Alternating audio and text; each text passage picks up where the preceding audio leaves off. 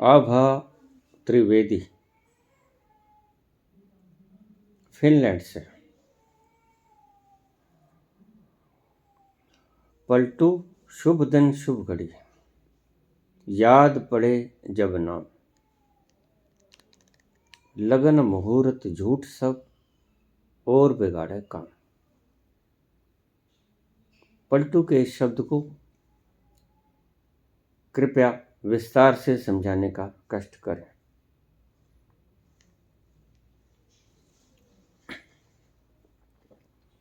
वह जब उतरता है,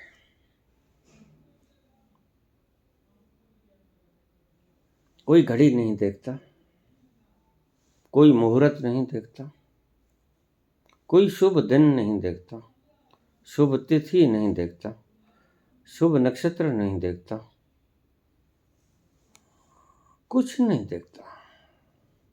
वह जब उतरता है, खुशी का वो समुद्र बरसता है आपके ऊपर। न तो उस वक्त हमारे पंडितों के हिसाब से कोई मुहूर्त शुभ होता है, ना ही कोई लगन शुभ होता है, ना ही दिन तिथि वार नक्षत्र योग कर्ण या कोई भी ज्योतिषीय गणनाएं नहीं होती। जब वो उतरता है, वह अपनी चाल से उतरता है। आपके शुभ लगन मुहूर्त तिथि बदी सुदी इनमें नहीं उतरता।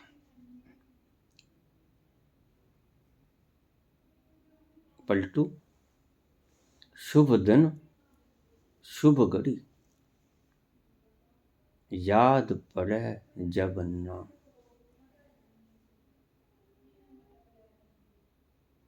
जब वो उतरता है, उसका नाम आप तो जपते हैं, लेकिन दादू कहते हैं कि वो जपना नहीं होता, वह तो खुद नाम उतरता है। आपके जपने से वह नाम नहीं उतरने वाला। यही भ्रम आज सारी सृष्टि को है। सारी भूमि उसका नाम जप रही है, नाम चाहे कोई भी हो। पलटू शुभ दिन, वही दिन शुभ है। शुभ घड़ी, वही घड़ी शुभ है। याद पड़े जब नाम। जब वो उतर जाता है, आप देख लेना, जिस घड़ी मुहूर्त में वो उतरा, आपके पंडितों के हिसाब से वो लगन मुहूर्त शुभ हो ना हो वह नहीं देखता। लगन मुहूर्त झूठ सब और बिगाड़े काम। अगर आप लगन मुहूर्त ये निकाल कर बैठोगे,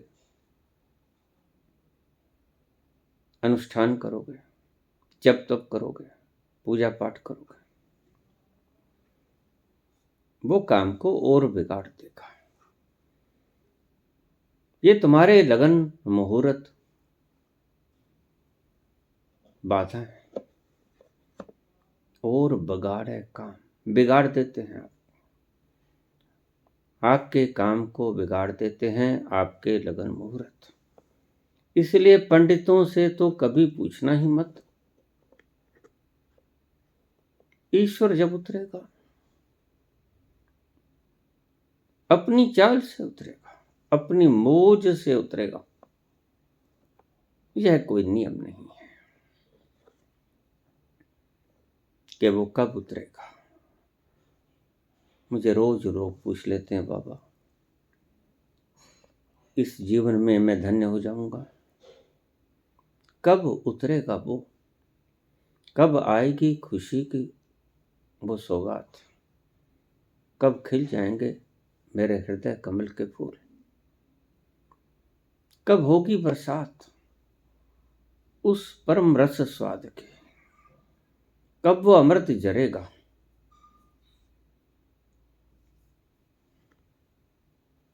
तो पलटू कहते हैं, लगन मुहूर्त झूठ सब झूठे पड़ जाते हैं।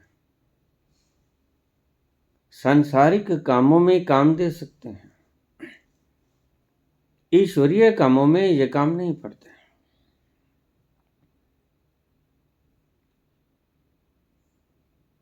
संसार में काम पड़ सकते हैं, वो भी थोड़े बहुत। कितने खोजे गए, आपने जितने खोजे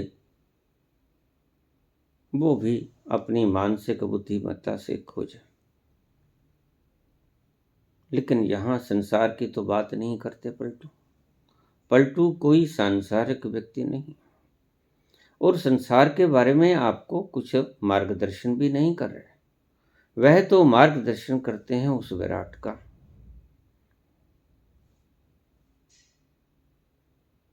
उस अस्तित्व का जो जर्रे जर्रे में समाया हुआ है।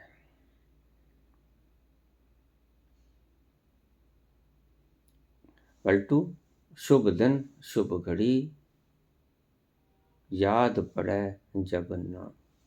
आपको याद कब आएगा? जब वो याद कर आएगा। अब इस बात को समझ लेना। आप याद करते हो, चलो अब थोड़ी फुर्सत है, माला ले लें, ओंकार का जाप करने बैठ जाए। कोई भी नाम जप लें, गुरु ने बताया 4 नाम जप लें, 5 नाम जप लें, राधे राधे कर लें। आप तो अपनी सुविधा अनुसार जाप करते हो, नाम जपते हो, लेकिन पलटू बिल्कुल इससे विपरीत बोल रहे हैं।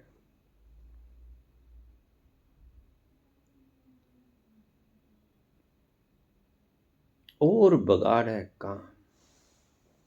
तुम अगर कभी भी बैठ गए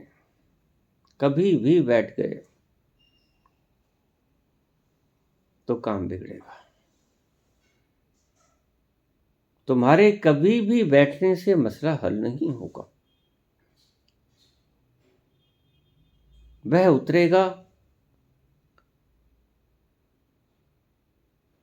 अपनी कृपा से उतरेगा, आपके जपने से नहीं उतरेगा। आपके जपने से वह कभी मेहरबान नहीं होगा। कभी भूखे बच्चे ने मां का नाम जपा है? नहीं, जपना ही नहीं आता। नाम क्या है ये भी नहीं पता होता। वह भूखा होता है, बस पुकार करता है माता की, उसे पुकार करनी ही आती, और कुछ आता ही नहीं। और मां कोई भी काम करती हो, झट काम छोड़ के दौड़ी चली आती है। बच्चे को भूख लगी है, दूध पिला देती।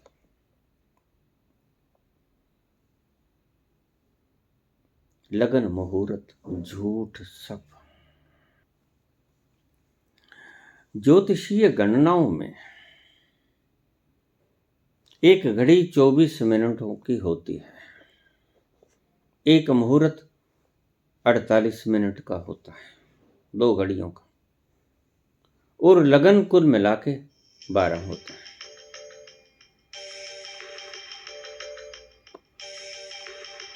लेकिन उनमें कोई भी लगन, मुहूर्त या घड़ी शुभ या अशुभ, वह जब उतरता है वही लगन और मुहूर्त और घड़ी शुभ होती है। और वो उतरता कब है? अब इस बात को ध्यान से समझेंगे। वह उतरता कब है?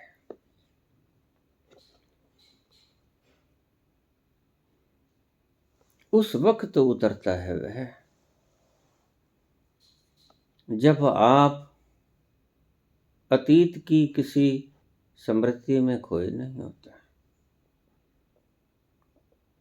आप जब अपने बीते हुए कल को याद नहीं कर रहे होते,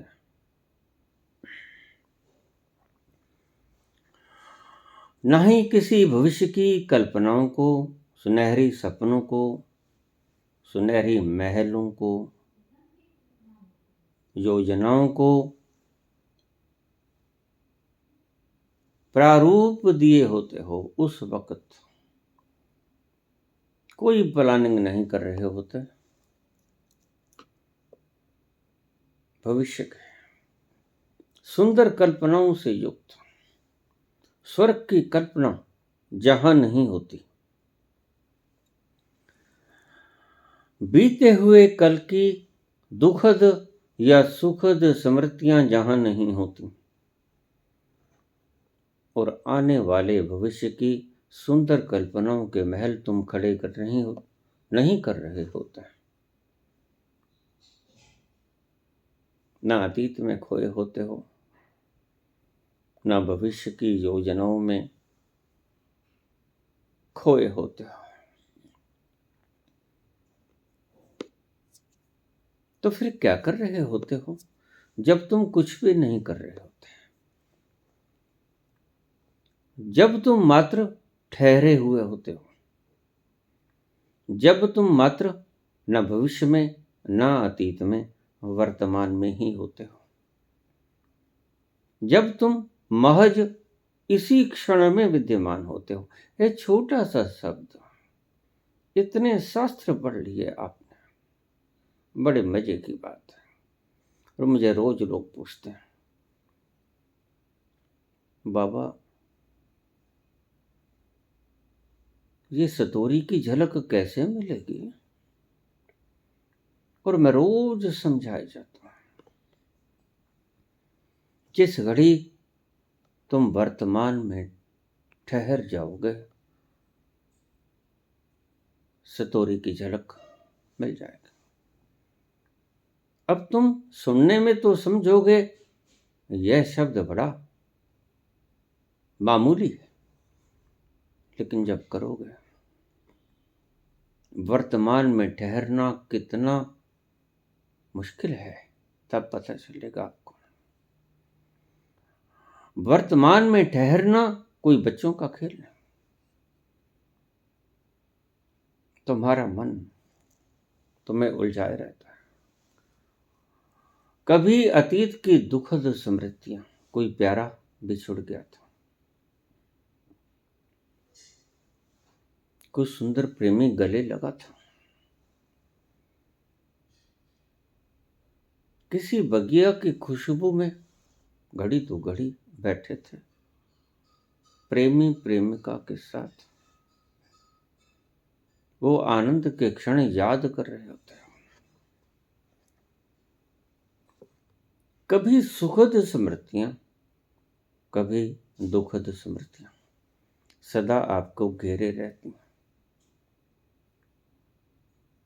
और कभी आप भविष्य की योजनाएं बनाने में मस्त होते हो। मैं ये करूंगा तो ये बन जाऊंगा, ये कर लूं तो ये बन जाएगा, ऐसा कर लूं तो ऐसा हो जाएगा। आप ना कल से मुक्त होते हो जो बीत गया, ना कल से मुक्त होते हो जो आएगा, जो आया ही नहीं। और वास्तव में देखा जाए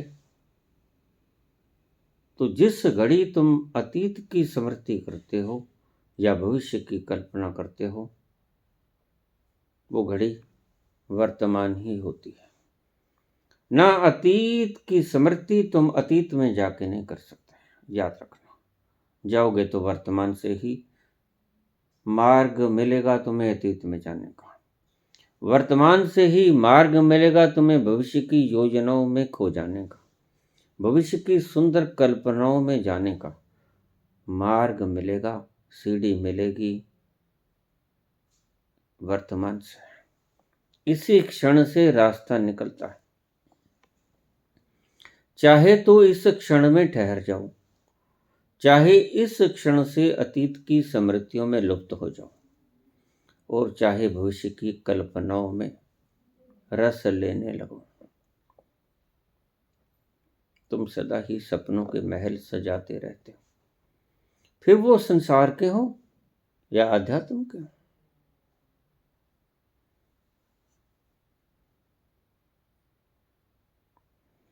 हमने देखी है जन्नत की हकीकत, लेकिन दिल के बहलाने को गालिब ये ख्याल अच्छा है। तुम संसार की चीजों को कल्पनाओं में नहीं लेके आते तो स्वर्ग की चीजों को। अप्सराएं नाच रही होंगी, कल्प वृक्ष के नीचे बैठे होंगे, और जो मांगेंगे वो तत्क्षण हाजिर हो जाएगा।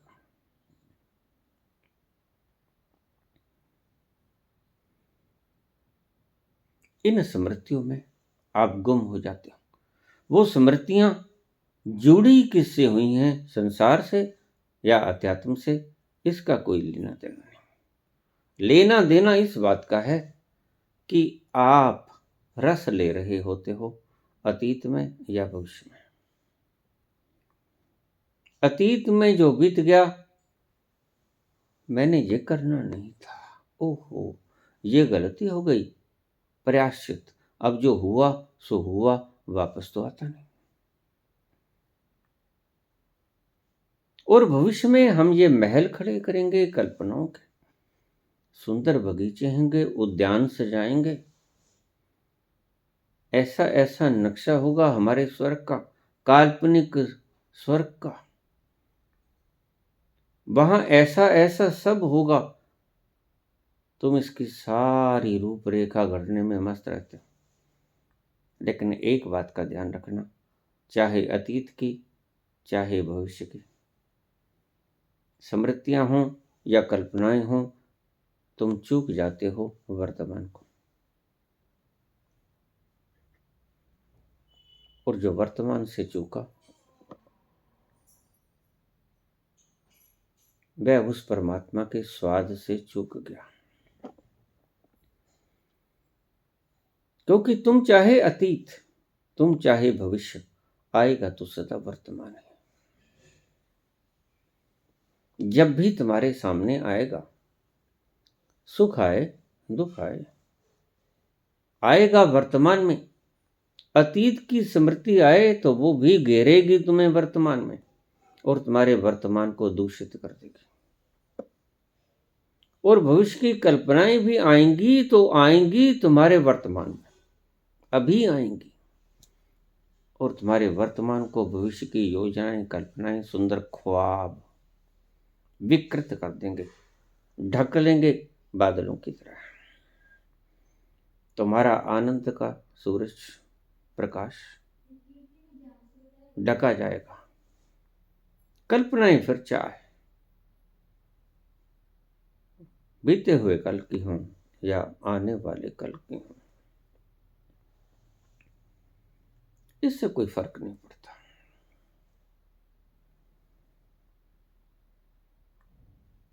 छोटा सा सूत्र, और हम कितने उलझे हुए लोग हैं।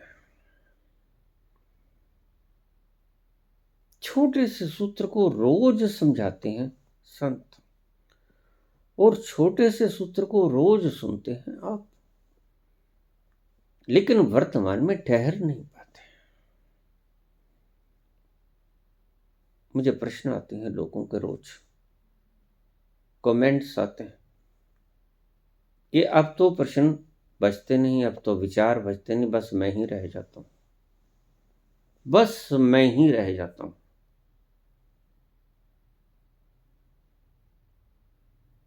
फिर भी मुझे परमात्मा क्यों नहीं मिलता? परमात्मा बड़ा समझदार है, तुम्हारी तरह मूर्ख नहीं। एक बात को ध्यान में रखना, मुझे जो बताते हो कि बिल्कुल शब्दों से शून्य हो जाता हूँ, विचारों से शून्य हो जाता हूँ, ठहर जाता हूँ, कुछ नहीं रहता, सब मिट जाता है। और मैं ये कहता हूँ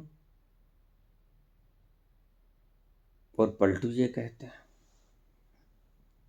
कि अगर कुछ नहीं रहेगा, मन का विचार मिट जाएगा, मन की कल्पना मिट जाएगी, तो तुम उसी पल वही शुभ दिन होगा, वही शुभ घड़ी होगी, वही शुभ लगन होगा, वही शुभ मुहूर्त होगा, जिस घड़ी तुम ये अतीत और भविष्य का पर्दा उठा लोगे और वर्तमान आ जाएगा। जैसे ही तुम वर्तमान में संपूर्णता से ठहरे, अब ये शब्द ठीक से नोट कर लेना, जैसे ही वर्तमान में तुम 100% संपूर्णता में ठहरे, याद पड़े जब नाम, वो नाम याद आ ही जाएगा, तुम देख लेना। सतोरी की कोई मजाल नहीं कि वो ना उतरे, सतोरी को उतरना पड़ेगा ही। कमी है तो कहीं आप में, लेकिन सदा से ही तुम्हारा मन अपनी कमियों को दूसरों पर थोपने का आदी रहा है।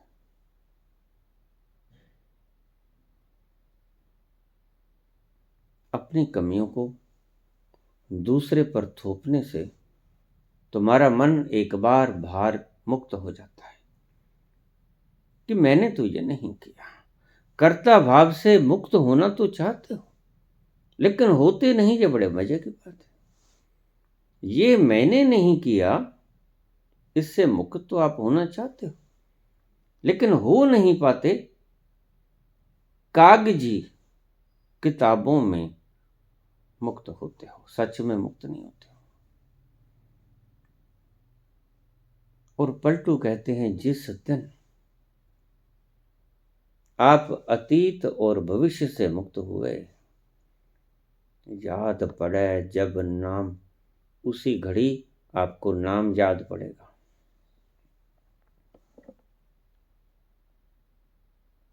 उससे पहले आपको नाम याद नहीं पड़ेगा, उससे पहले तो आप नाम को याद करोगे।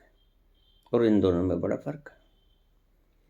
आपका याद करना नाम और उसका याद करना, उसका याद आना, दोनों में बड़ा फर्क, जमीन आसमान का फर्क है।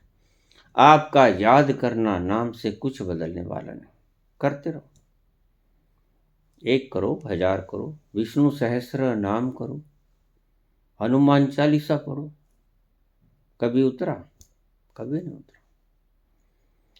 दुर्गा सप्तशती का पाठ कर लो, 700 श्लोक पढ़ो, कभी उतरा? नहीं उतरा। गीता के 700 श्लोक पढ़ो, कभी उतरा? नहीं उतरा। याद पड़े जब नाम, क्यों?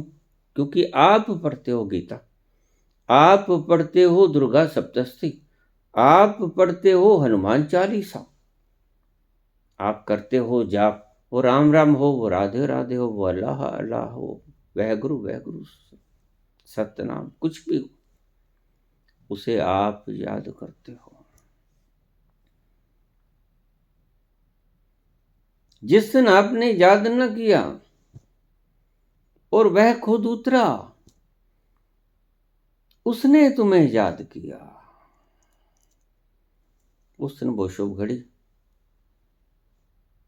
शुभ मुहूर्त आ गया, वह सुंदर घड़ी आई, वो सुंदर मुहूर्त उपलब्ध हुआ। लेकिन आप करते हो खुद नाम सुमरन, और फिर उलाहना देते हो कि प्रभु इतने घंटे लगा दिए, आप तो नहीं आए, और इतने वर्ष हो गए, आप तो नहीं आए। फिर जवाबदेही परमात्मा से मत पूछो, वो बड़ा ईमानदार है, उसकी ईमानदारी पे संदेह करना मूर्खता से ज्यादा और कुछ नहीं।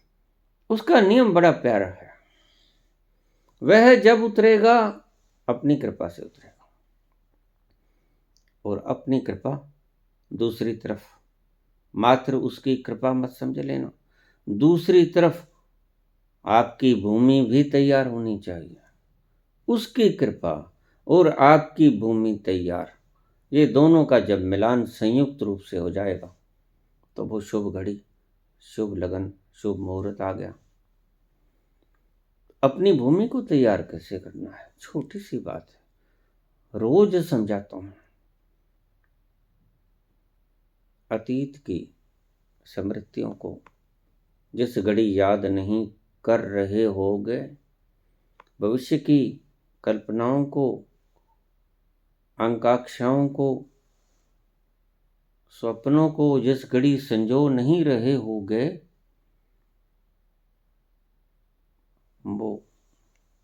वो घड़ी शुभ है। और उसी को मैं कहता हूं कि ये आपको तैयारी करनी होगी। बस जैसे खेत में बीज बोने से पहले खेत का तैयार होना आवश्यक है। भूमि अगर तैयार न हो तो बीज सड़ जाएगा, बीज उसके गर्भ में प्रवेश नहीं करेगा और अंकुरित होकर बाहर उसकी खोपड़े ना सजेंगी। तो भूमि को तैयार आपने कैसे करना है, ये तो आपने ही करना है। भूमि को आपने तैयार करना है। वो घड़ी, जिस क्षण, जिस पल आप न तो भविष्य में हुए न अतीत में हुए, वो एक छोटा सा वर्तमान का क्षण, अगर आप सचमुच ही 100% इस वर्तमान के क्षण में ठहरोगे तो पाओगे क्रांति घटित हो गई। बिल्कुल छोटा सा सूत्र है, छोड़ दो सभी युक्तियों को।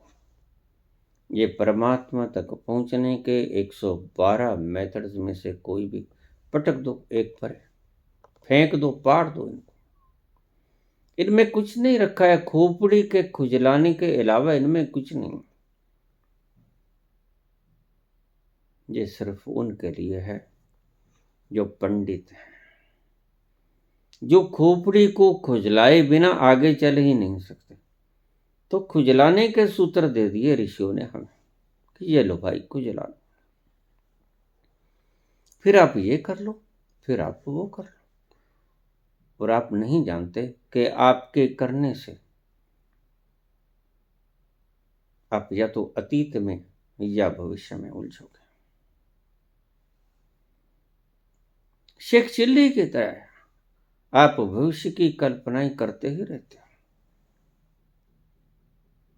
अतीत की यादों में खोए ही रहते हो। बड़ी प्यारी थी अतीत की यादें। आज स्थिति दुखद मालूम पड़ती है, लेकिन आपको पता नहीं, कोई भी स्थिति दुखद नहीं होती। अगर आप वर्तमान में ठहरने की कला सीख गए तो कोई भी स्थिति न दुखद होती है न सुखद होती है। कोई भी स्थिति आपको आनंद में ले जाएगी जिस स्थिति में आप वर्तमान में होगे।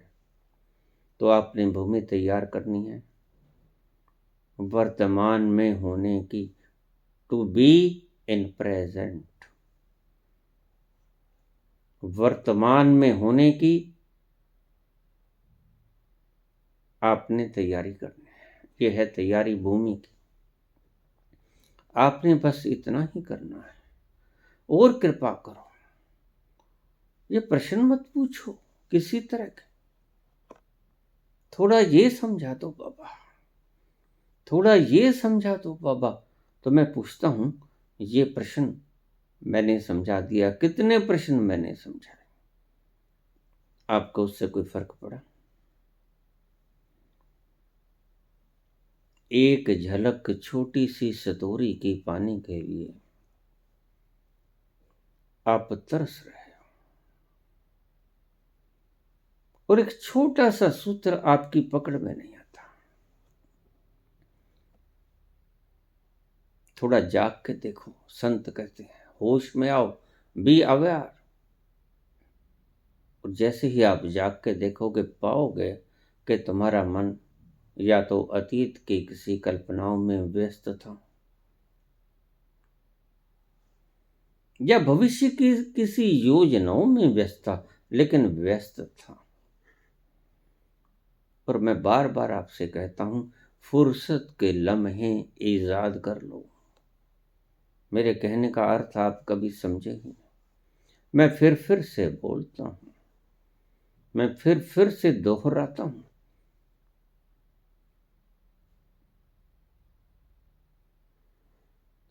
और आप झुंझला जाते हो, बाबा एक बात को इतनी इतनी बार दोहराते हो। इतनी इतनी बार दोहराने से भी आप कहाँ समझ पाते हो।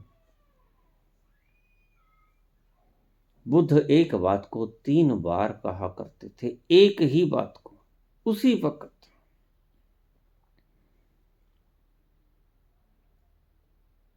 बड़े वैज्ञानिक बुद्धि थे।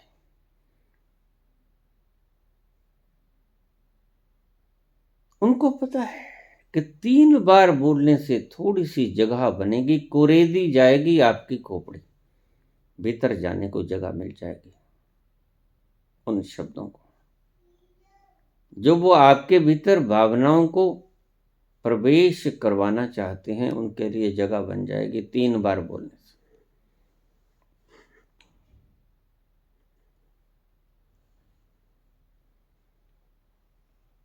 आपको भूमि तैयार करनी होगी, बस सिर्फ आपका यही काम है। छोड़ दो माला, फेंक दो, कभी नहीं पहुंचोगे। मैंने बहुत बार कहा, कर कर के जब पाओगे करना बेकार हो गया, उस घड़ी में पहुंचोगे भाई। अगर अभी करने से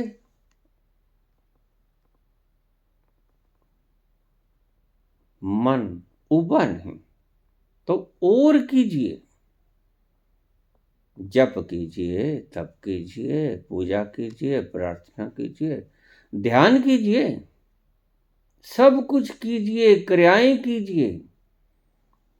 लेकिन जब तक आप करोगे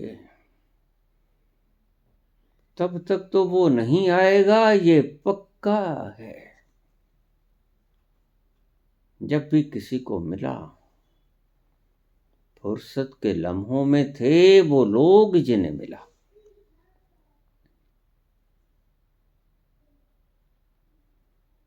मैं जा रहा था, पूर्णिमा की, शरद पूर्णिमा की वो सुंदर रात, रोज की तरह, पता भी नहीं था क्या होगा अगले पल। रोज की तरह मुड़ा, दाएं, छोटी पटड़ी एक कर्म की, धीरे धीरे चला जा रहा हूं। फिर दाएं मुड़ा, छोटी सी पटड़ी, फिर कोई 20-30 फुट के, फिर बाएं मुड़ा, वहां आगे बोना वृक्ष था। और मैं कहीं नहीं जाना था, रोजमर्रा का मेरा काम था।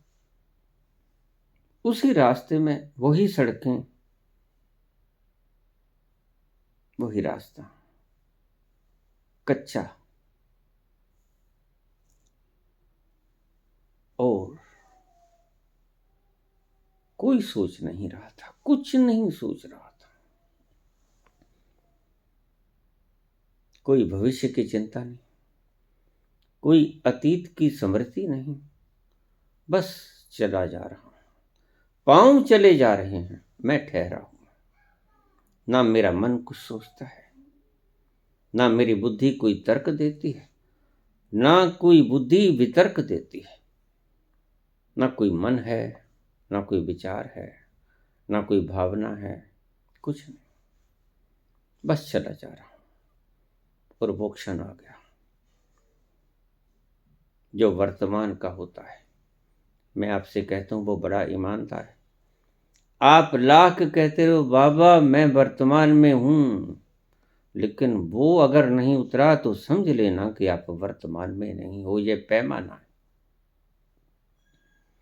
जिस घड़ी सचमुच में आप 100% सभी लिप्तताओं को काट कर वर्तमान में आ गए। वह तो आने को तत्पर बैठा ही है।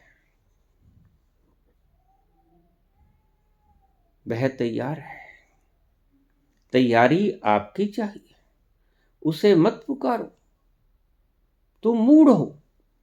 कभी गा के पुकारते हो, कभी जप करके, तप करके, पूजा पाठ, अरदास, फरियाद, न जाने क्या कुछ करते हो, बांग देते हो, अजान करते हो, लेकिन आपको पता ही नहीं। अलग अलग धर्मों की अलग अलग मूर्ताएं, व्यस्त होने के तरीके हैं, और वो व्यस्तता में कभी उतरता नहीं। बहुत बार वो आता है, आपको पता नहीं चलता। बहुत बार वो आके वापस हो जाता है, आपको नहीं पता चलता। वो द्वार खटखटाता है, आप ख्याल ही नहीं करते हैं।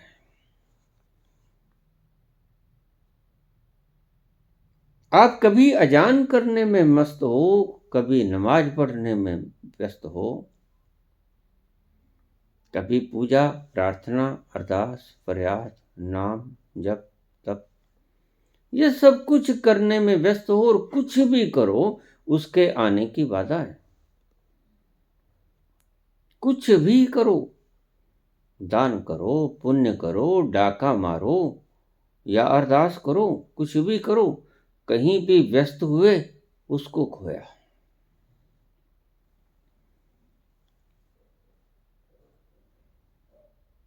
फुर्सत के लम्हे पैदा करो। इसका अर्थ क्या है? फुर्सत के लम्हे महज अपनी चिंताओं, अपनी व्यस्तताओं, इनसे मुक्त होने का मतलब नहीं जो मैं कहता हूं।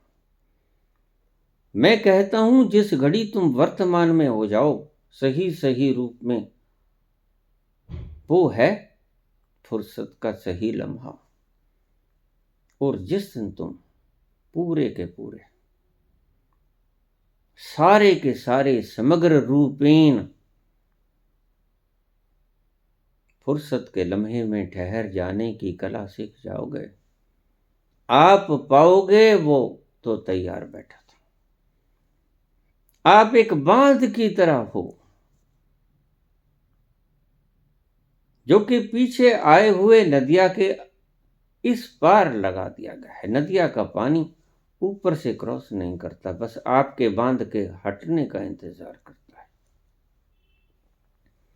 और ये बांध आपने स्वयं ही बनाया है, कोई इसका जिम्मेवार नहीं।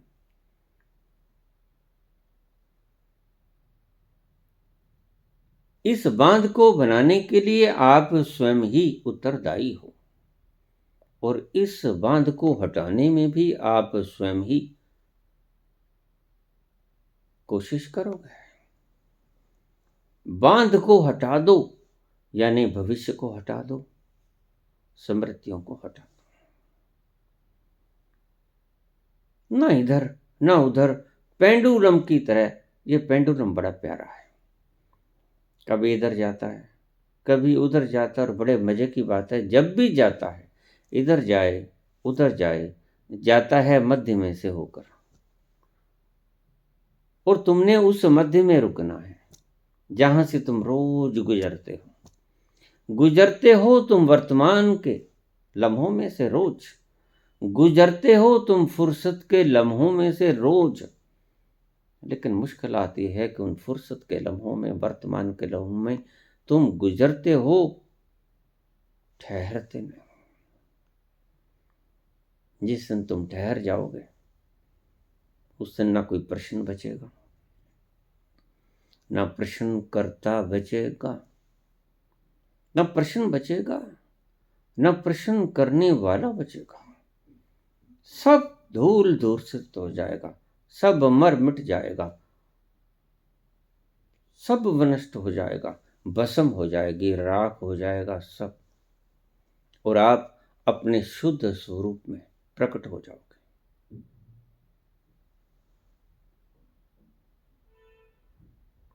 कौन रोके है आपको? आप खुद ही। और कौन भूमि तैयार करेगा? आप खुद ही। और किसने बांध बनाया? आपने स्वयं ने ही।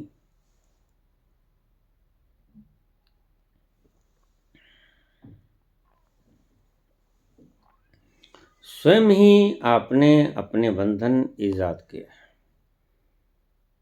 बांध बनाए आपने खुद ही, तोड़ोगे भी आप खुद।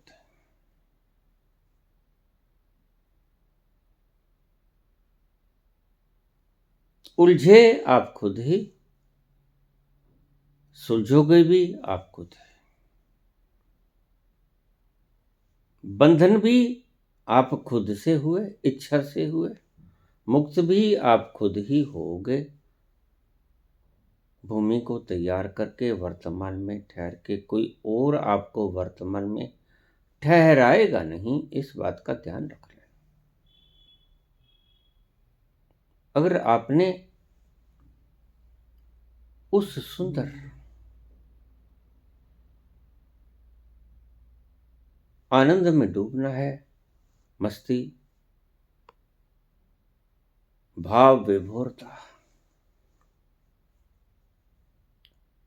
उस तारों के झंकृत होने का आनंद लेना है, तो प्रयास भी आपको भी करना पड़ेगा। बस इतना सा प्रयास करना पड़ेगा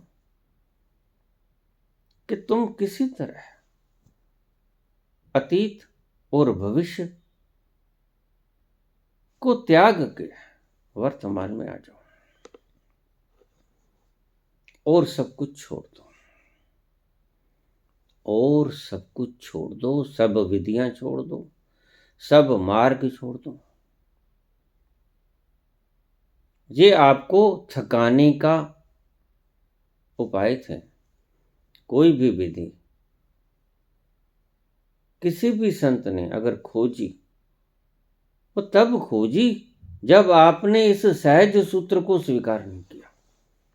अब कहोगे बस इतना सा, उस परम रस में डूबना इतना आसान? अरे ये गलत बोलता है।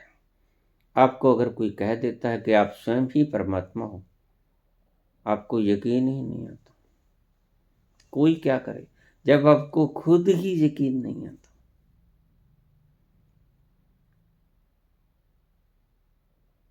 यह सत्य है, लेकिन आपको यकीन नहीं आएगा। आप कहोगे अरे मैं गला सड़ा, मैं मूर्ख, खल, कामी, सारे अवगुणों से भरा हुआ मैं परमात्मा हूं। हाँ, तुम परमात्मा हो।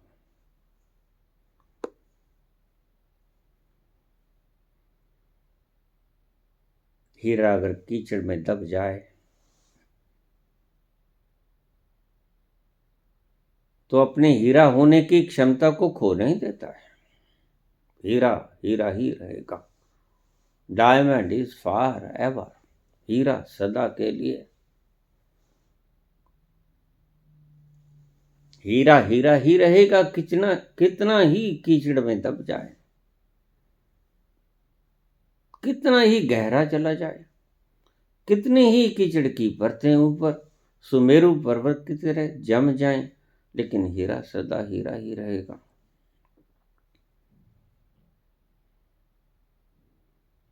आप भी वैसे ही हो। यक बारगी आपको यह यकीन नहीं होता अष्टवक्र के कहने का। अब चौंक जाते हो, अरे मैं इतना दुखी, दरिद्र, कंगाल,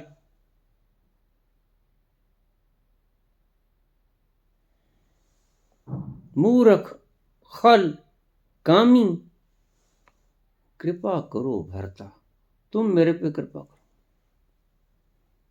किससे कृपा मांग रहे हो?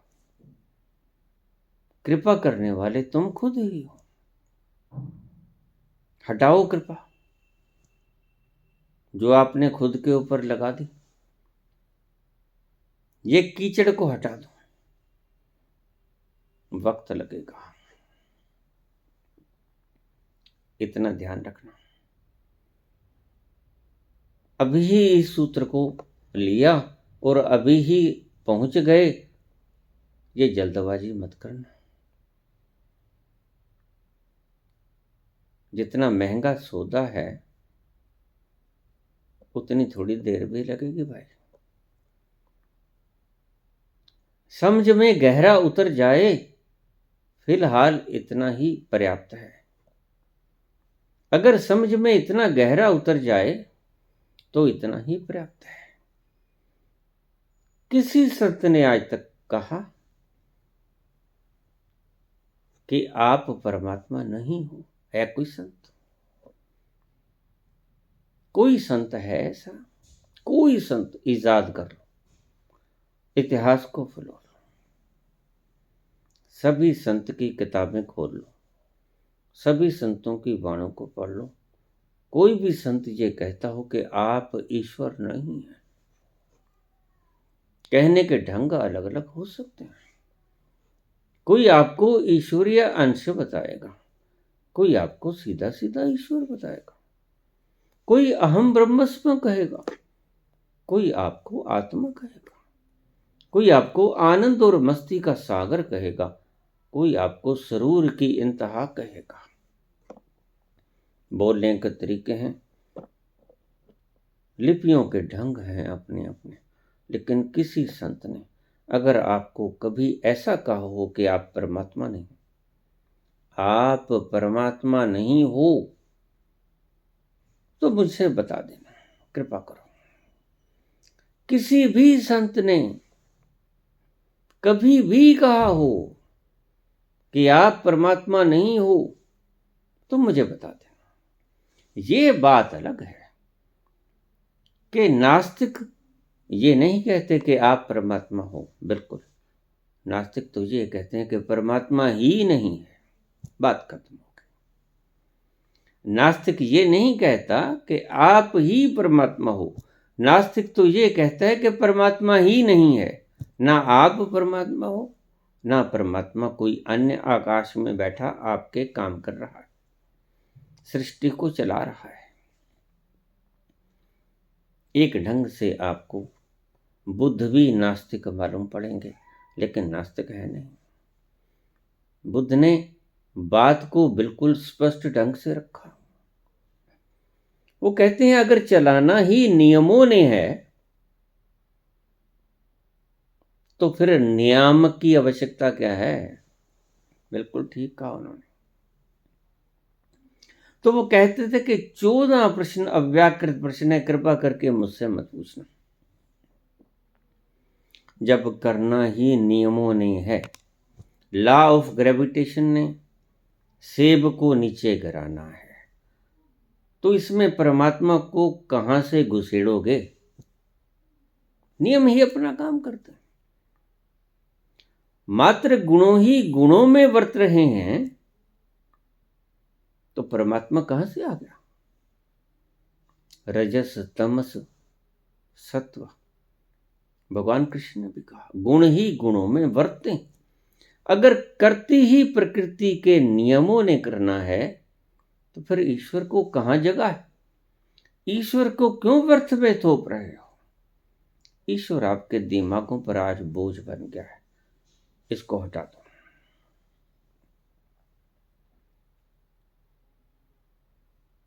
इन शब्दों को हटा दो।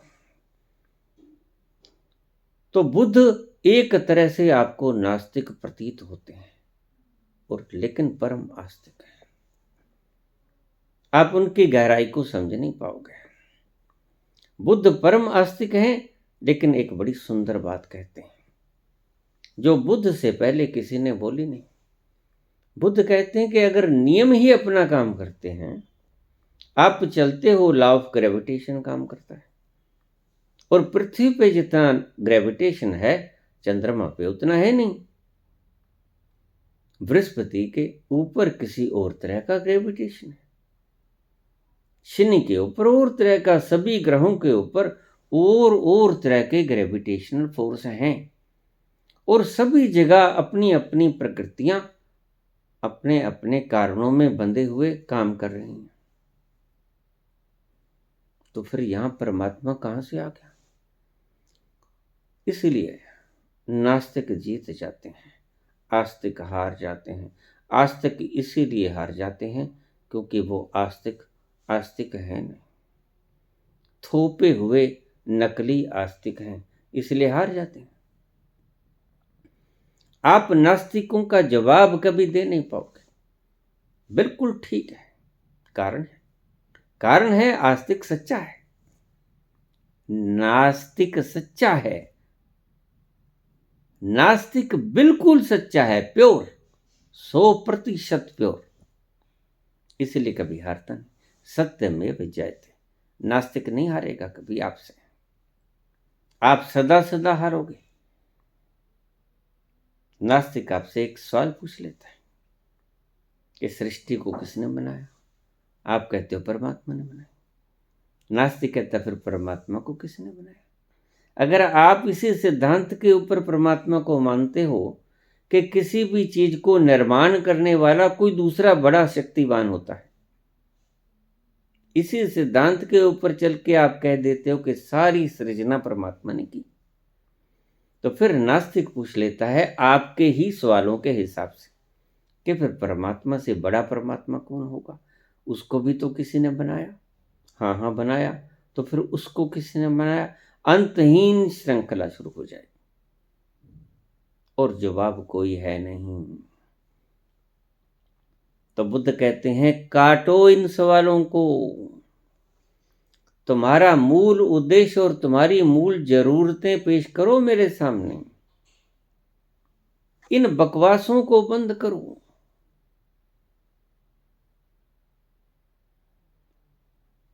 इन डिस्कशंस को बंद करो, इन बहसों को बंद करो, ये व्यर्थ हैं, ये आपकी जरूरत नहीं, ये खोपड़ी को खुजलाने के एक बहाने हैं।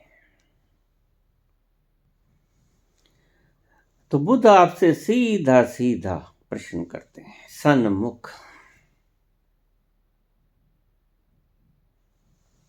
सन्मुख होके आपसे पूछते हैं कि आप सीधा सीधा बताओ रोग क्या है आपको?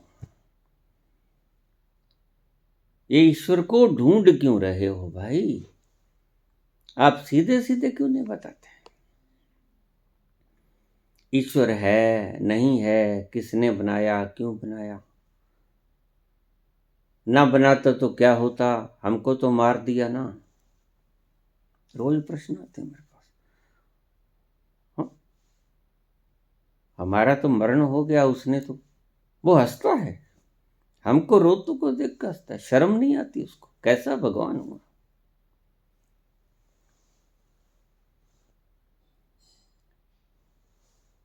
सीधी सी बात है, दुखी व्यक्ति ऐसे सवाल करेगा। कभी किसी सेठ ने कहा, कभी किसी बिरला, टाटा, अंबानी, अडानी ने यह बात कही, कभी किसी प्राइम मिनिस्टर, चीफ मिनिस्टर ने यह बात कही। कौन कहेगा ये बात? दुखी। सुखी व्यक्ति कभी ऐसे प्रश्न उठेंगे ही नहीं उसके मन में। वो कहेगा आहा हा क्या मजा है, धन्यवाद तेरा, अरे ऐसी सृष्टि, मजा ही मजा है, खाओ मशरूम, घूमो जहाजों में। कभी नहीं कहेगा परमात्मा ने सृष्टि का निर्माण क्यों किया। क्यों? क्योंकि सारे एटमॉस्फेरिक कंडीशंस इनके अनुकूल हैं।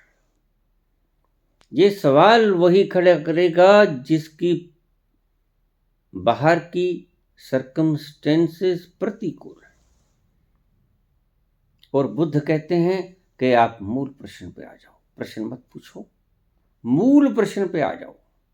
प्रश्नों का जवाब दूंगा, लेकिन मूल प्रश्नों का जवाब दूंगा, व्यर्थ की बकवादों का मैं प्रश्न नहीं, उत्तर नहीं दूंगा। अब अगर पूछो ईश्वर ने क्यों बनाया, क्या सिर में खाज हो रही थी, हमको ही तंग करना था? हाँ, उसका खेल हो गया, हमारा मरण हो गया। अरे कोई बात हुई? ये ईश्वर ऐसा ईश्वर है जो पाप, जो हत्या, जो बलात्कार, ऐसे ऐसे कुकर्मों को होने देता है। अरे भाई, ये भी क्या ईश्वर हुआ? गोली मारो ऐसे ईश्वरों को, ये भी कोई ईश्वर हुआ? और फिर तुम कहते हो बड़ा दयालु है। क्या खाक दयालु है? हमारा तो मरण हो गया उसके खेल खेल में, हम तो दरड़े गए ना। तो क्यों बनाया? प्रश्न ठीक है, बिल्कुल 100% सही है प्रश्न उनका।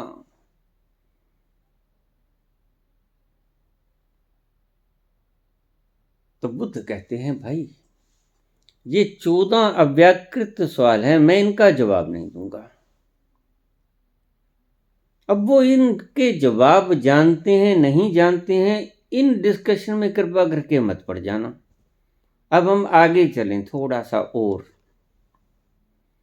वो कहते हैं कि आप ये कहते क्यों हो कि ईश्वर इतना बलात्कार, हत्या, दुष्टता क्यों होने देता है अपनी ही सृजना में? और अगर अपने खेल के लिए ऐसा करता है तो उसको हम ही मिले थे। किसी और से कर लेता है ऐसे खेल। बाज आए इस मोहब्बत से उठा लो पानदान अपना, ये हम नहीं मानते। ऐसा सिद्धांत हम नहीं मानते भाई। ना ही हम ऐसे परमात्मा को मानते जो हमें दुख दे, जो हमें तकलीफ दे। प्रश्न ठीक भी है, बिल्कुल ठीक है। तुम चाहे इसको करो ना करो, तुम्हारे भीतर यही प्रश्न दबा हुआ है। भीतर जाकर देखो। और फिर तुम पूछते हो कि हम वर्तमान में ठहरते, मुक्त होते, भविष्य से, अतीत से नहीं मुक्त होते। कहाँ मुक्त होते? ये प्रश्न दबे पड़े हैं भीतर सारे। तभी मैं कहता हूं इनको बाहर कैथार्सिस करो। ये आपको पता ही नहीं है। ये पारदर्शी आंखें संत की देख लेती हूं कि आपके भीतर क्या क्या दबा पड़ा है, और बाहर निकालो, खाली हो जाओ, तो जवाब मिलेगा। आप भरे भरे सड़ांध से, युक्ति से, कजरे से सवाल पूछते हो, आपको सवाल का जवाब नहीं मिलेगा। मुक्त होके आओ, इस बोझ को परे हटा के आओ, जवाब मिल जाएगा। फिर आने की जरूरत भी ना पड़ेगी। तो अव्याकृत प्रश्न कहे 14 बुद्ध ने कि इन प्रश्नों का तो भाई जवाब मेरे से कोई पूछे ही मत, पहले ही डंडोरा पटवा देते। उनमें यही प्रश्न थे, ईश्वर ने सृजना को क्यों बनाया? हमने उसका क्या बिगाड़ा था? प्रश्न बिल्कुल ठीक था। बुद्ध जवाब दे भी सकते थे, बुद्ध ने जवाब दिया नहीं। बुद्ध ने उस मूल जड़ को काट दिया। अगर आगे चले तो आगे चलते ही चले जाएंगे और अंतहीन श्रृंखला विवाद की चलती ही रहेगी। बुद्ध कहने लगे, काटो इसको यहीं पे, तुम अपना सही प्रश्न पूछो, बात क्या है? फिर सही प्रश्न सामने आए। लोगों ने तो नहीं कहा, बुद्ध ने ही बताया कि तुम्हारे सही प्रश्न क्या है। तुम तो कभी ना बताओगे, तुम तो इसी अलझेड़े में सदा से फंसे हो, सदा से फंसे रहो। अमीर कभी नहीं कहता कि परमात्मा ने ये सृष्टि बनाई क्यों भाई। अमीर सदा ही कहता है कि बड़ा अच्छा किया, जैसे ही तुम भी सुखी होते हो, तुम्हारे भी हाथ उसके शुक्राने में ऊपर उठ जाते हैं। तो अब मूल तत्व को देखो कि शिकायत उठी कहां से? शिकायत उठी आपके दुख से, आपके दुखी होने से। शिकायत उठी आपके दुखी होने से, और शुक्राना उठा आपके सुखी होने से। इसलिए कोई सेठ आपको ये कहता नजर नहीं आएगा कि परमात्मा उठा ले पानदान अपना, बाज आए इस मोहब्बत से। कोई नहीं कहे, वो कहेगा ना ना ना, गलती मत करना मेरे मालिक, ये पानदान मत उठा लेना, मुजरा बड़ा सुंदर लगता है।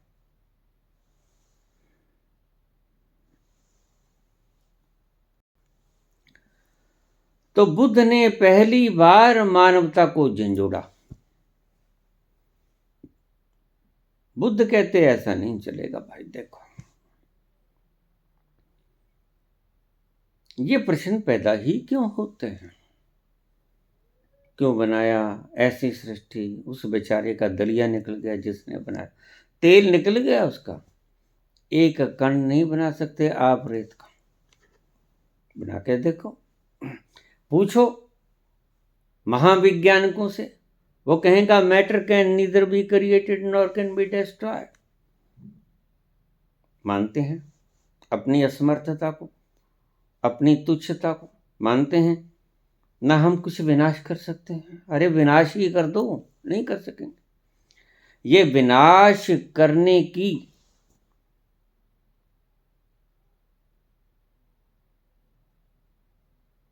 हुक्म देने वाले लोग विनाश भी कहाँ कर पाते हैं, विनाश भी नहीं होता। वैज्ञानिक जवाब देते हैं इसका कि ना तो हम कुछ पैदा कर सकते हैं, ना हम कुछ विनाश कर सकते हैं।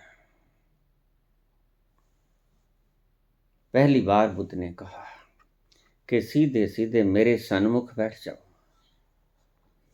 सीधे सीधे प्रश्न करो। एक आदमी बोलता है कम्युनिस्ट है, बराबरी होनी चाहिए, एक आदमी के पास सारी सहूलतें हैं, जमीन जायदाद हैं, सब सुख के साधन हैं, बंगला है, गाड़ी है, सब कुछ है, और एक आदमी के पास रोटी नहीं, जरूरत में नहीं। क्या होता है? खूब बोलता है, खूब बोलता है, और जो राजा होता है वो सियाना होता है, वो जानता होता है, वो चुप करके उसके पास जाता है। कम्युनिस्ट के पास जो मुखिया होता है, अरे भाई तू ऐसा कर, ये ले 5-7-10 करोड़ रुपया, ये ले बंगला, ये ले बढ़िया रोल्स रॉयस, ये ले सुंदर पत्नी, और सभी जरूरतें तेरी पूरी, और चुप करके भीतर बैठ जा। और फिर अगले दिन आते हैं उसके चेले बल के, इंकलाब जिंदाबाद, मुर्दाबाद जिंदाबाद। वो कहते भाई कोई इंकलाब नहीं, कोई जिंदाबाद नहीं।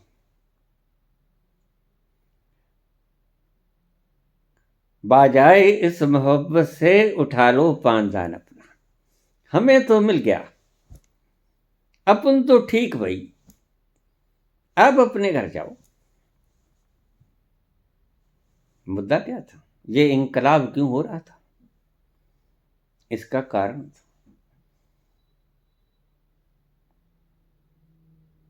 था। बुद्ध कहते कारण बताओ, कारण। मैं तुम्हारे से खोपड़ी को जलाने नहीं आया हूं, मैं तुम्हारी दुखती रगों को ठीक करने आया हूं। और दुखती रगें तुम्हें मालूम ही नहीं कहां से ये प्रश्न उठता है। ये दर्द उठता है तो कहां तकलीफ होती है तुम्हें पता नहीं। ये भी मैंने ही तलाशी कि ये निकलती क्यों हैं, ऐसी बातें कहां से आती। तो बुद्ध कहने लगे तुम्हारी ये तकलीफें, ये बातें आती हैं कि तुम दुखी हो। मुख्य सूत्र उन्होंने खोज लिया। तुम जब भी सवाल करते हो एक बात साफ है कि तुम दुखी हो। अगर वैसे दुखी नहीं तो कम से कम सुखी नहीं हो, और सुखी ना होना भी दुखी होना ही होता है। समझ लेना इस बात को, थोड़ी गहरी है। सुखी ना होना, कोई दर्द में है व्यक्ति और कोई दर्द में नहीं है, लेकिन दर्द में जो नहीं है वो सुखी नहीं है, वो भी सुखी नहीं है। तो बुद्ध कहते हैं कि तुम दुखी हो, तुम सीधे सीधे क्यों नहीं पूछते? तुम डॉक्टर से सीधे सीधे क्यों नहीं कहते भाई सिर में दर्द है, पेट में दर्द है, चक्कर आ रहे हैं, तकलीफ है, वॉमिटिंग हो रही है? सीधे सीधे क्यों नहीं कहते? तुम वहां जाकर अगड़ा गबड़ी क्यों कर रहे हो? तो बुद्ध पहले मनसविद बने, अध्यात्म के। वो कहते हैं 14 प्रश्नों को आग लगा दो, ये पूछो पूछो, जो बात है आपकी सही मर्ज है तुम मर्ज बोलो मैं इलाज करूंगा। अप्पा दीपो बाबा। अपनी मर्ज खुद बताओ और अपने दीपक खुद बनो, मैं सहायता करूंगा। लेकिन मर्ज को पहचानो अपने दीपक की रोशनी में। और मर्ज तुम्हारा क्या है? सभी का एक ही मर्ज है। सभी की मर्ज एक ही है कि वो दुखी है। और इस बात से कोई भी मतभेद न रखेगा कि वो दुखी है। जिसकी जरूरत पूरी हो गई मात्र, वो भी दुखी है। जिसकी जरूरत पूरी नहीं हुई वो तो दुखी है ही। कितना ही अपने आप को संतुष्ट करने की चेष्टा करे कि नहीं नहीं कोई बात नहीं, जब आवे संतोष धन सब धन दूर समान। संतोष रख लो भाई, ये सबसे बड़ा धन है। और संतोष भी कहाँ मिलता है? संतोष भी किसी विशेष तल पर जाकर मिलता है। तो बुद्ध ने कहा कि तुम दुखी हो, यह है कारण तुम्हारे करहाने का, तुम्हारे चिल्लाने का। वो चाहे इंकलाब जिंदाबाद हो, चाहे कोई और हो, लेकिन तुम दुखी हो। उसका कारण खोज लिए हो अलग अलग, लेकिन हो तुम दुखी। तो सीधे सीधे प्रश्न करो कि मैं दुखी से सुखी कैसे हो जाऊं? तुम्हारा सभी का सवाल है। बुद्ध ने पहली बार मानवता को एक श्रेणी में लाकर खड़ा कर दिया। वो कहते हैं छोड़ो, इन शास्त्रों को आग लगा दो, ये शास्त्र बेकार, ये तुम्हें आत्मा की बात समझाती हैं, ये तुम्हें आत्मा की बात समझाते हैं, ये तुम्हें तुम्हारी पीड़ा की बात नहीं समझाते। जबकि तुम दुखी हो, तुम्हारे घाव हैं, रिस रहा है, फोड़ा है, दर्द है, रात को नींद नहीं आती, बेचैन हो, ये तुम्हारा दर्द है। इसलिए तुम इधर उधर की बातें करते हो। तो बुद्ध सीधे सीधे कहते हैं कि भाई अपना रोग बताओ। और सभी के एक रोग है। बुद्ध कहते हैं कि मैं जानता हूं, मैं तुम्हें रोग भी बता देता हूं। रोग तुम्हारा ये है कि तुम दुखी हो। अब इस दुख से निवृत्ति कैसे हो? एक व्यक्ति ने मुझे प्रश्न कर लिया कि बाबा, आपकी कर्म फिलॉसफी को आपने बोला तो बड़ी सुंदर व्याख्या कृत करके, लेकिन मैं समझ नहीं पाया। मैंने कहा समझना होता तो 2 अक्षरों में ही समझ लिया होता। मैंने बड़े विस्तार से समझाया, अब 2 अक्षरों में समझा दूं? समझा दो बाबा। का आग है, आग, आग है, ठंडी है और आग है। और उस आग से 2 काम हो सकते हैं। पहला तो आग में कूद जाओ तो क्या होगा? जल जाओगे। और दूसरा उस आग के करीब बैठ जाओ तो क्या होगा? ठंडी नहीं लगेगी, बड़ा अच्छा लगेगा। आग जल रही है, कर्म हो रहे हैं, सारी सृजना में कर्म हो रहे हैं, अपनी अपनी चाल से सारी सृष्टि चल रही है। और आग है ये सृष्टि। 2 ढंग से इसको आप इस्तेमाल कर सकते हो। या तो इस आग में कूद जाओ तो क्या होगा? जल जाओगे, मर जाओगे, भून जाओगे। या बच भी गए तो फफोले, दिन भर रात, वर्षों बेकार दवा लगाओगे, त्राही त्राही करते रहोगे, हाय हाय करते रहोगे। और सर्दी का मौसम है और इस आग के भीतर कूद गए, दुख हुआ। लेकिन समझदार व्यक्ति क्या करता है? मूर्ख व्यक्ति कूद जाता है। समझदार क्या करता है? समझदार उस आग के पास बैठकर उस सर्दी की निवृत्ति करता है। बड़ा मजा आता है सेकने में। आपने कभी आग को सेका होगा सर्दी के दिसंबर जनवरी के महीने में? भयंकर ठंड पड़ती होगी और आपने आग को सेका होगा, कितना मजेदार होती है आग। ये है मेरी कर्म की फिलॉसफी। अगर आप समझे नहीं हो तो इन 2 अक्षरों से समझ लो।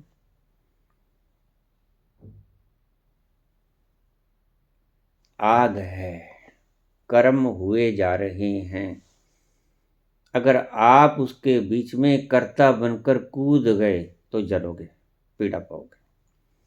जो कर्ता बना वो उस आग में कूद गया, भोक्ता भी बना, जल गया, सड़ गया, फफोले हो गए,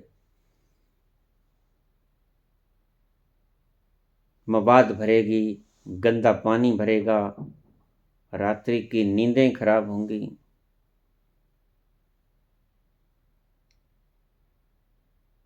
दर्द होगा, तकलीफ होगी। आपकी मूढ़ता के कारण आप उस कर्म का, आग का फायदा भी उठा सकते थे, मूढ़ता के कारण उठा नहीं सके। समझदार क्या करेगा? समझदार सर्दी के महीने में उस आग का आनंद मानेगा। आनंद कैसे मानेगा? उस आग के पास बैठ के हाथ सेकेगा, पांव सेकेगा, उसके करीब जाके उसकी गर्माहट को अपने शरीर की तपिश में ढालेगा। कितना सुखद अनुभव होगा। आग से 2 व्यक्तियों ने 2 काम लिए। आपने इस सृष्टि से 2 काम ले सकते हो आप, या तो कर्ता बनकर भोक्ता बन जाओ, या दृष्टा बनकर आनंद मान लो। होते हुए कर्मों के दृष्टा बनकर स्वाद लो। संत यही करता है, बुद्ध भी यही करते हैं। थूक जाता है कोई, पूछ लेते हैं, रुमाल निकालते हैं, और भी कुछ कहना है? ये तो कह लिया, समझ गया। कुछ और भी कहना है, बनते हैं। बुद्ध यही काम करते हैं।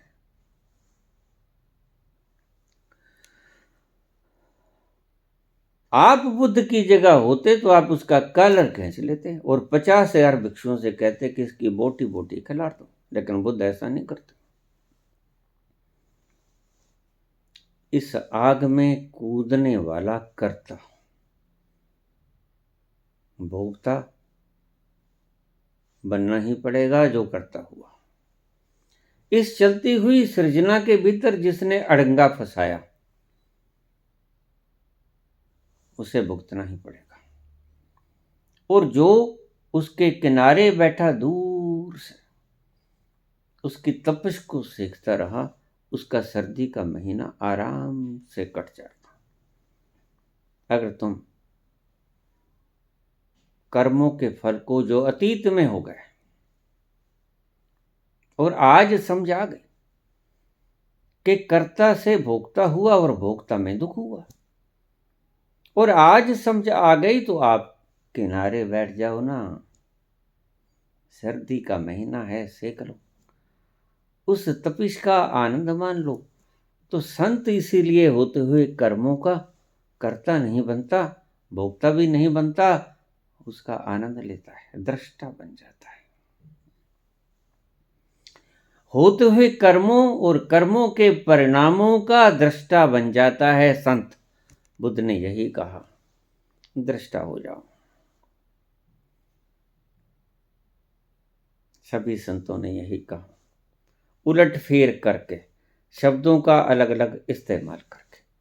कृष्ण ने कहा स्थिति प्रज्ञ हो जाओ, महावीर ने कहा श्रावक बन जाओ, दूर खड़े रहो, होती हुई घटनाओं को देखो और घटनाओं के फलों को देखो,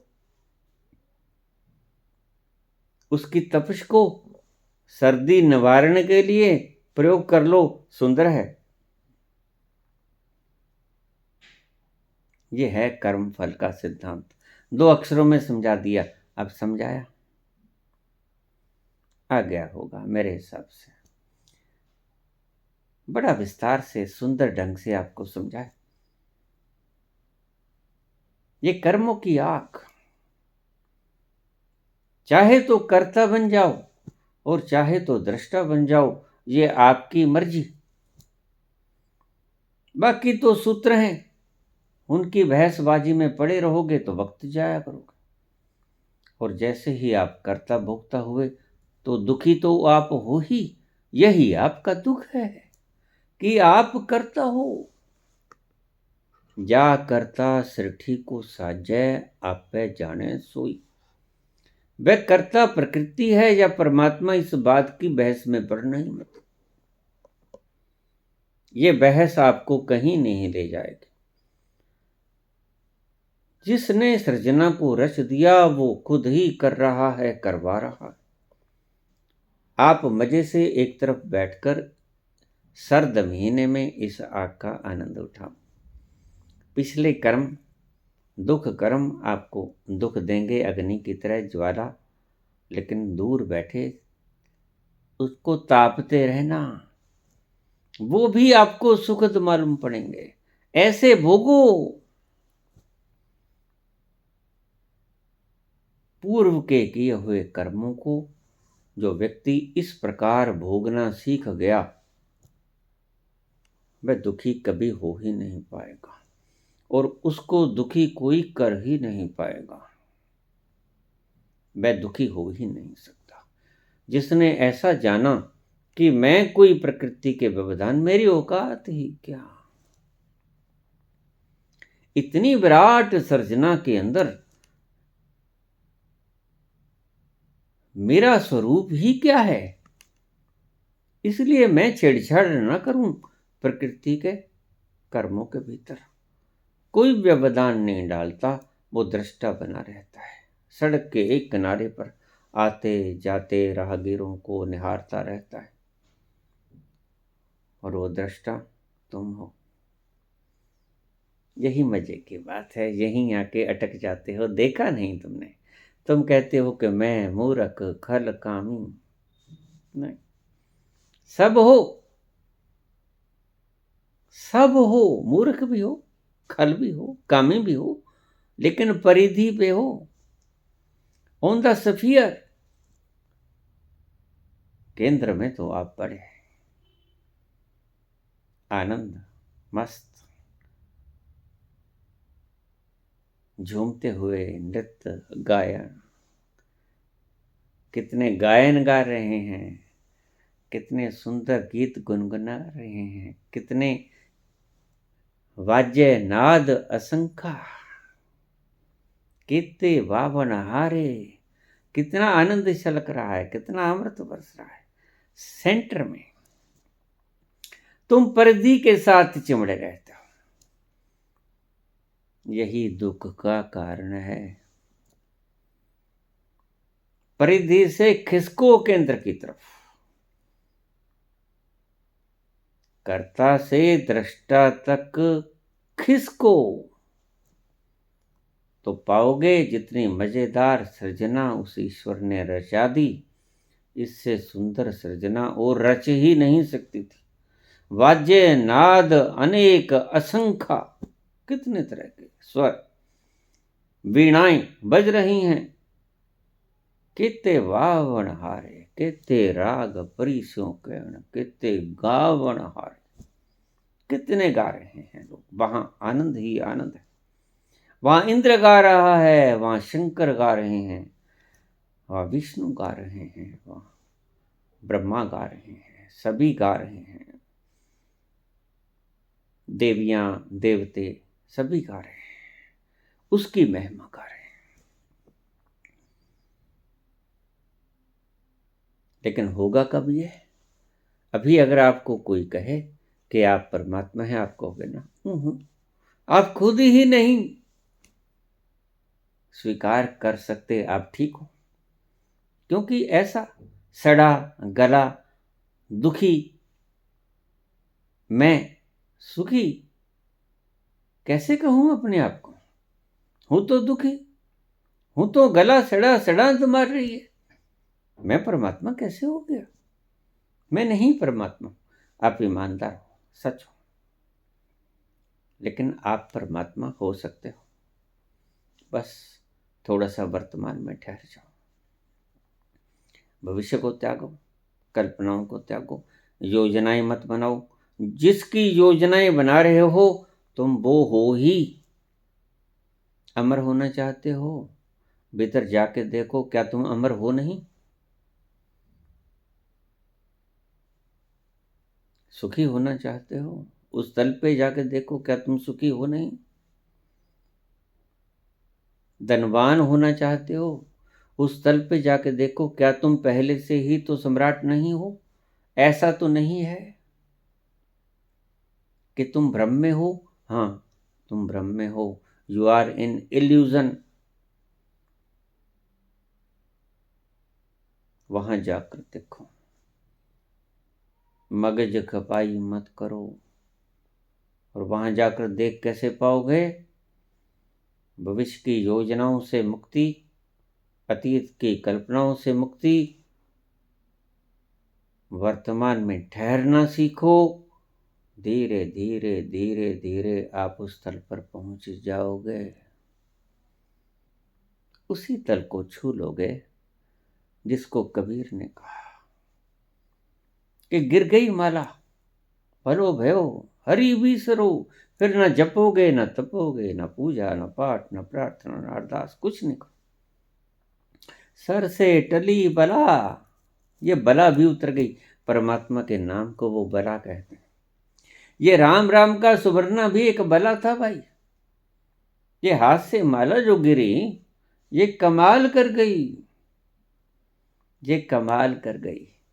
बड़ा आनंद में माला गिरी, ये बला टल गई। जैसे थे तैसे भय।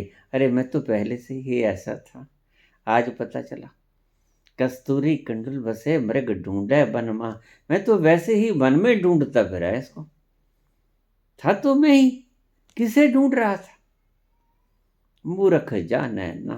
पहले मैं जानता नहीं था, मैं मूर्ख था। जब तक नहीं जाना तब तक मूर्ख सभी होते हैं। बस जानना ही होता है, होना, बनना नहीं, होना। इसकी कला सीख लो। और कला कैसे आएगी? वर्तमान में ठहरने से। वर्तमान में ठहरने से ये कला आपके भीतर ऐसी आनंद को पैदा करेगी जिस आनंद की आपने कल्पना तक भी कभी नहीं की थी। धन्यवाद।